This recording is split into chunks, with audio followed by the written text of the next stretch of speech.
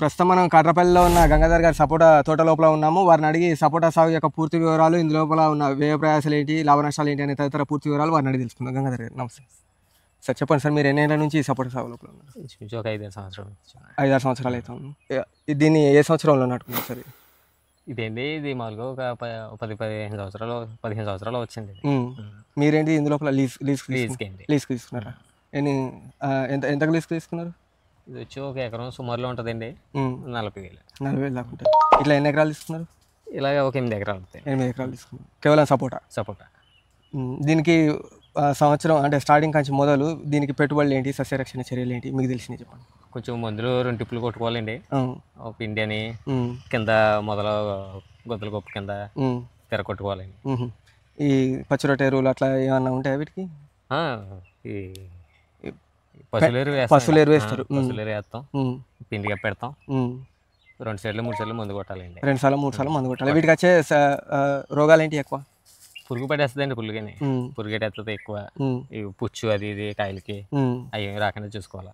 అవి చూసుకుంటేనే కానీ మనకి డబ్బులు రావు. ఓకే, ఇప్పుడు దీనికి మొత్తం ఇవి అల్లుకుపోయి ఉన్నాయి కదా, ఈ దూరం ఎంత? ఇది చెట్టుకు ఎంత దూరం? సాలుకు 10-15 అడుగులు అయితే సరిపోద్దండి. 10-15 అడుగులు అయితే సేమ్ మామిడి చెట్లు ఎంత దూరం ఉంటే అంతే. సేమ్ మామిడి చెట్లు లాగే. ఏమన్నా అంతగా గూరు కింద వస్తే మేము ఒక చెట్టు తీసుకునే అవకాశాలు ఉంటాయి. దీనికి ప్రూనింగ్ లాంటివి ఏమైనా చేయాల్సి ఉంటుందా కొత్త కోసుకున్నాక? అవసరం లేదా? ప్రూనింగ్ అంటే కొమ్మలు నరికేయడం, కొమ్మలు కత్తిరించి ఆ టైప్ ఉండదు కానీ అంటే ఎలా గుబురుగా ఉన్నది కదండి, మనకు పంజీలు కొమ్మలు లాంటి తీసేసుకోవచ్చు పంట కోసుకున్నాక. ఓకే, ఇప్పుడు దీనికి ఎరువులు అంటే ఏమేమి ఇస్తారు సార్? వేస్తే 20 యూరియా, పొటాష్, సూపర్ ఈ 4 రకాలు వేస్తారు. 4 రకాలు వేస్తారు. ఇవి ఒకటేసారి వేస్తారా, 2 దఫాలుగా వేస్తారా? ఒకటేసారి వేస్తారు. జూలై నెలలో ఒక్కొక్క చెట్టుకి ఎంత మోతాదులో వేస్తారు? చెట్టుని బట్టి అండి, చెట్టు సైజుని బట్టి. మాదిరిన సైజు ఉందంటే 2 కేజీలు అలాగే వేస్తాం. ఓకే, ఇంకా కొంచెం పెద్ద ఉంటే 3 కేజీలు గట్ట. ఒక ఎకరానికి ఇప్పుడు ప్రస్తుతానికి ఎన్ని చెట్లు ఉన్నాయి అన్నది యావరేజ్గా? ఇప్పుడు వచ్చి 40 చెట్లు, 30 చెట్లు పైన 40 చెట్లు. ఒక ఎకరానికి యావరేజ్గా 30 నుంచి 40 చెట్లు. రకాలు ఉంటాయి కదా. ఇది ఏ రకం సపోటా అన్న? ఇది పాల సపోటా అండి. పాల సపోటా. ఇంకా దీని లోపల ఇంకా వేరే రకాలు అంటే ఏమేమి ఉంటాయి అన్న? కాలాపత్తి అని ఉంటుందండి, బొంబాయి కాయ అని ఉంటుంది, వాటర్ కాయ అని ఉంటుంది. అదే గేస్ సపోటా అంటారు మా సైడ్. గే సపోటా. ఓకే, మొత్తం రకాలైతే పుల్లు ఎక్కువ ఉన్నాయండి. వీటి లోపల రకాలు ఎక్కువనే ఉన్నాయి. నాకు తెలిసింది అయితే పాల సపోటా ఒకటి, బొంబాయి, వాటర్ కాయ అనేది ఒకటి అండి. మా సైడ్ ఈ 3 రకాలు ఉంటాయి. 3 రకాలు ఉంటాయి. ఇప్పుడు మీరు తీసుకున్న ఈ 8 ఎకరాల మొత్తంగా ఈ పాల సపోటేనా? పాల సపోటా, బొంబాయి 2 రకాలు. ఇప్పుడు మీరు ఈ 2 రకాల లోపల ఏది ఎక్కువ దిగుబడి ఉన్నది? పాల సపోటా దిగుబడి ఎక్కువ. ఆ బొంబాయి వచ్చి ఇలాగ హైదరాబాద్ అని, భద్రాచలం అని ఇలా పంపించుకుంటాం. మధ్యవర్తులు ఉంటారు కదా వాళ్ళ ద్వారా. ఈ పాల సపోటా అంటే ఎట్లా పెద్దగా ఉంటుంది సైజు? అంటే బొంబాయి సపోటా, వాటర్ సపోటా అంటే బొంబాయి సైజు పెద్దది ఉంటుంది. అది మా సైడ్ తినరు ఎక్కువ, టేస్ట్ కొంచెం తక్కువ. పాల సపోటా అంటే టేస్ట్ బాగుంటుంది. కాయ సైజు చిన్నదన్నా టేస్ట్ బాగుంటుంది. తీయగా ఉంటుంది. ఇంకోటి దీనికి వాటర్ మేనేజ్మెంట్ అంటే నీళ్లు ఎట్లా ఇస్తారన్నా? బోరా అంటే చెట్టు వదలటమేనా? చెట్టు వదులుకోవడం. ఈ డ్రిప్ లాంటివి ఏం లేవా? గ్రిప్లు పని చేయవండి. అంటే దుక్కది దున్నుకుంటాం కదా ఒకసారి, పని చేయదు. బోర్ వదులుకోవడమే. ఇక ఇది మొత్తంగా కమ్మకపోయింది కాబట్టి అంతర పంటలకు కూడా అవకాశం లేదు. అంతే, ఇంకేముండదు. ఇదే ఇప్పుడు ఈ విధంగా తెంపుతా ఉంటారా మొత్తం? ఈ కాయ గుత్తులో కాయ తయారైన కాయ ఓన్లీ అదే తెంపుతాం. మిగతా పిందులు అలాగే ఉంటాయి. అన్ని ఒకసారి తెంపితే ఇట్లా ఇక దఫాలుగా మొత్తంగా 4 నెలలు తెంపుతారు. 4 నెలలు 5 నెలలు 4 నెలలు 5 నెలలు. ఈ సపోటాకు నెల రకాలు ఏ నెల రకాలు అనుకూలంగా ఉంటాయన్న? ఇసుక నేల బాగుంటుంది. ఈ బంక నేలలో అవి పనికిరావా? అవి పెద్దగా బాగోదు కానీ ఇసుక నేల అయితే కాయ అందం వస్తుంది, బాగుంటుంది. అంటే ఈ బొండెస్క్ టైప్ నేలలు ఉంటాయి కదా, బాగుంటుంది. ఇది ఆ నేల టైపే, ఇసుక నేల బొండెస్క్ టైప్ అనమాట. అయిపోయింది. మీరు ఇప్పటి వరకు ఎక్కువ దిగుబడి తీసుకున్న సంవత్సరం అంటే ఎంతవరకు తీసుకున్నారన్న ఎకరాకు? పోయిన సంవత్సరం అండి. అయితే కొంచెం కాయ మనకు దిగుబడి బాగా వచ్చిన గురించి కొంచెం ఎక్స్ట్రా ఒక 20,000 అలాగే ఎక్స్ట్రా వస్తుంది. ఇందా చెప్పిందండి. ఈ రేట్లు ఏమైనా ఎప్పుడైనా సంవత్సరం మరీ పెరిగి మరీ తగ్గటం అట్లా ఏమైనా ఉంటుందా? ఎప్పటికొకటే రేటు తగ్గుతుందండి. తగ్గుతుందా? అదే మే నెల చివరి నుంచి జూన్ నెలలోకి తగ్గుతుందండి. తగ్గుతుంది. మామిడికాయ వచ్చిన వెంటనే సపోటా రేట్ తగ్గిపోతుంది. తగ్గిద్ది. ఇంకోటి ఈ సంవత్సరం మరి కాయ ఎక్కువ లేదు కదా, ఏమన్నా రేటు పెరగలేదా? లేదండి, అంటే ఈ సంవత్సరం మామిడికాయలు ఒకటి వచ్చేసి తర్వాత వర్షాలు ఒకటి రేట్ అంటే కష్టమే. వర్షాల్లో ఎవడో అమ్మలో చూడరు కానీ ముందుగా వస్తే కదా ఈ సంవత్సరం 4 నెలలు వర్షాలు స్టార్ట్ అయిపోయి గట్టిగా అయితే 1 నెల రేట్ ఏదో కొంచెం బాగుంది అంతే. అంతేనా? ఓకే. ఇంకా అక్కడి నుంచి తగ్గుతానే వచ్చేసింది రేట్ సరే. వర్షాల గురించి. ఈ ఎరువులు అయితేనేవి, పురుగు మందులు అయితేనేవి, ఈ మన పశువుల పెంట అయితేనేవి, ఇంకోటి గడ్డి లేకుండా చేసుకున్నందుకు దీనికి అందరికీ మొత్తంగా ఖర్చు ఎంతవరకు ఖర్చు అయ్యే? ఖర్చు 15 అలా ఉంటుంది. 10-15 వేలు అయితే 10-15 వేలు అలా. ఈ సపోటా మరి మామిడి, అందరు మామిడి తోటలు, జీడి మామిడి ఇట్లా కొత్త కొత్త పంటలు పామాయిల్కు వెళ్ళిపోతూ ఉన్నారు కదా, మరి మీరు ఇంకా ఇదే సపోటాను పట్టుకుని ఉన్నారు? పండు అంటూ పండితే జనంకి బాగుంటుంది కదా అందుకని. ఓకే. ఒక ఎకరాకి వచ్చేసరికి ఎంతవరకు దిగుబడి వస్తాను? చెట్టుకు కానీ లేకపోతే ఎకరానికి కానీ? చెట్టుకొచ్చి మామూలుగా 2-3 బస్తాల కింద అవుతుంది. బస్తా ఎంత ఉంటుంది? బస్తా ఒక 1000 రూపాయలు 1200 అలా వస్తుంది. ఎన్ని కిలోలు ఉంటుంది? ఒక కిలోలు ఒక 50 కేజీలు. 50 కేజీలు ఉంటుంది. 50 కేజీలు. అట్లా ఎన్ని బస్తాలు వస్తాయి? అట్లా 3 బస్తాలు 2 బస్తాలు అలా వస్తాయి. సో చెట్టుకు అట్లా 30-40 చెట్లు ఉంటాయి. మంచి వ్యాపారం, వ్యవసాయం అది మంచిదే కానీ ఎవరో కానీ పెట్టరు పెద్ద తక్కువ. ఇది దీన్ని ఎక్కడ మార్కెటింగ్ చేసుకోవడం, ఎక్కడ ఏడాంతారు మీరు? మామూలుగా చిల్లరగా వచ్చేస్తారండి, అంటే ఊళ్ళో తిరిగి అమ్ముకుంటూ వాళ్ళు వచ్చి పట్టుకెళ్ళిపోతారు. ఇప్పుడు చూస్తే కాయ పెద్దగా లేదు కదా, దీని ఖాతా సమయం ఎప్పటి నుంచి ఎప్పటి వరకు? ఖాతా సమయం 2 నెలల కాడి నుంచి 6 నెలల దాకా ఉంటుందండి. 2 నెలల్లో పిందులు స్టార్ట్ అవుతాయి. ఓకే. అంటే ఎదుగుదల 2 నెలల స్టార్టింగ్ నుంచి అలాగే ఒక కాయ కోసుకోవచ్చు. అంటే ఒకటేసారి రాదు పంట, రాదు, దఫాలుగా వస్తూ ఉంటుంది. ఈ గుర్తుకొచ్చి 4 కాయలు ఉన్నాయి ఏంటండి, అందులో తయారైన కాయలా కోసుకోవడం. ఎన్ని రోజుల టైం పట్టింది మొత్తంగా పూర్తిగా పక్వానికి? పిండి పూతకాయ నుంచి మన కాయ వచ్చేటప్పుడు ఒక 6 నెలలు పడుతుంది. 6 నెలల టైం పట్టిద్దా? ఈ పిండి ఎదగినాకే పచ్చగా పిండి ఎదగాకే 3 నెలలు పడుతుంది. 3 నెలలు పట్టింది. ఆ తర్వాత కాయ మళ్ళీ దాన్ని మాగబెట్టడం అట్లా అని ఉంటుందా? కాయను అవసరం లేదు, ముగ్గు పెడుతుంది. మగ్గ పెట్టడం మనం ఏంటాలి, మనం మామూలుగా బస్తాల్లో పెట్టేసి ఇస్తారు అమ్మేయడమే. వాళ్ళు మళ్ళీ కాయ వేసుకుని వాళ్ళు అమ్ముకుంటారు, మనం ఓన్లీ బస్తాలు. మరి అట్లా చిల్లర అమ్మితే మీకు ఎట్లా, అంటే ఒకటేసారి కొనకపోయే దళాలు లేరా? మార్కెట్లు లేవా ఇక్కడ? మార్కెట్లు కాదండి, అంటే హోల్సేల్ మార్కెట్లు పైకి పంపుతాం అనుకోండి, కానీ ఎక్కువ తక్కువ కదండి, మనకి లోకల్ సరిపోతాయి. ఇక్కడ లోకల్ వరకు సరిపోతాయి కాబట్టి ఇక్కడ చిరు వ్యాపారులు ఎవరైతే ఉంటారో వాళ్ళు వచ్చి కొనుక్కొని పోతారు. లోకల్ సరిపోతాయి. వాళ్ళు ఇక్కడ నుంచి కొనుక్కొని పోయి అక్కడ ఎక్కడెక్కడైతే వాళ్ళకు గిరాకీ ఉంటే అక్కడ షాప్లో వేసుకుంటారు, అమ్ముకుంటారు. ఈ జ్యూస్ పాయింట్లు కానీ లేకపోతే పండ్ల దుకాణాలకు వాళ్ళు వేసుకుంటారు. వీటికి వచ్చే ప్రధాన వ్యాధులు ఏంటి సార్? మీరు ఇంతకుముందు చెప్పిళ్ళు, అయినా సరే మరోసారి బ్రీఫ్. పుచ్చు ఎక్కువ వస్తుందండి, కాయ పుచ్చు ఎక్కువ వస్తుంది.